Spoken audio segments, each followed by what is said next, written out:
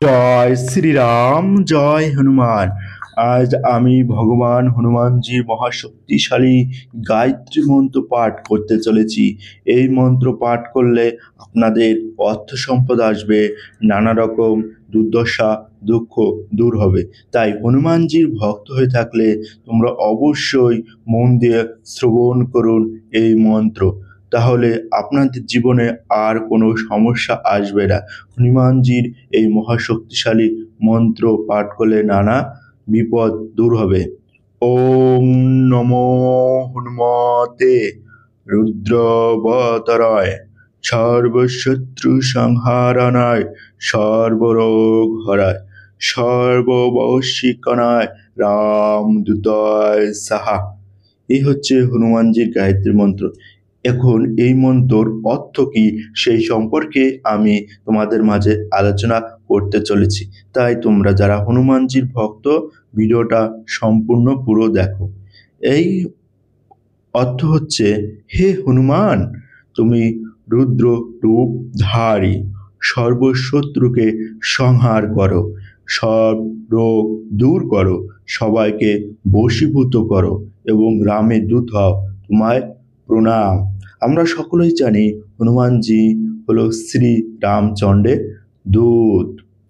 প্রয়োগ: এই মন্ত্র জপ করলে সব ইচ্ছে পূরণ হয়, শত্রু ও রোগ নাশ করে। তোমাদের যাদের শত্রু আছে তারা এই মন্ত্র পাঠ করবে। এই মন্ত্র শত্রু বিনাশকারী মন্ত্র হিসাবে ব্যবহার করা হয়। চলো তাহলে আমরা এই মন্ত্র শুরু করব। তার আগে একটি কথা, এই মন্ত্র যখন পাঠ করবেন 108 বার শ্রবণ করবেন। আমি 108 বার শ্রবণ করছি না, তাহলে ভিডিওটা লম্বা হয়ে যাবে। তাই আমি কয়েকবার এই মন্ত্র শোনাচ্ছি পাঠ করে। ওম নমো হনুমতে রুদ্রবতরায় সর্বশত্রু সংহারণায় সর্বরোগ হরায় সর্ববশীকরণায় রামদূতায় সাহা। ওম নমো হনুমতে রুদ্রবতরায় সর্বশত্রু সংহারণায় সর্বরোগ হরায় সর্ববশীকরণায় রামদূতায় সাহা। ওম নমো হনুমতে রুদ্রবতরায় সর্বশত্রু সংহারণায় সর্বরোগ হরায় সর্ববশীকরণায় রামদূতায় সাহা। ওম নমো হনুমতে রুদ্রবতরায় সর্বশত্রু সংহারণায় সর্বরোগ হরায় সর্ববশীকরণায় রামদূতায় সাহা।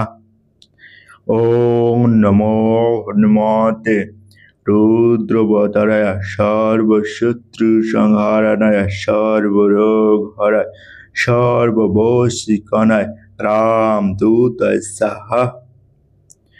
ওম নমো হনুমতে রুদ্রবতরায় সর্বশত্রু সংহারণায় সর্বরোগ হরায় সর্ববশীকরণায় রামদূতায় সাহা। ওম নমো হনুমতে রুদ্রবতরায় সর্বশত্রু সংহারণায় সর্বরোগ হরায় সর্ববশীকরণায় রামদূতায় সাহা।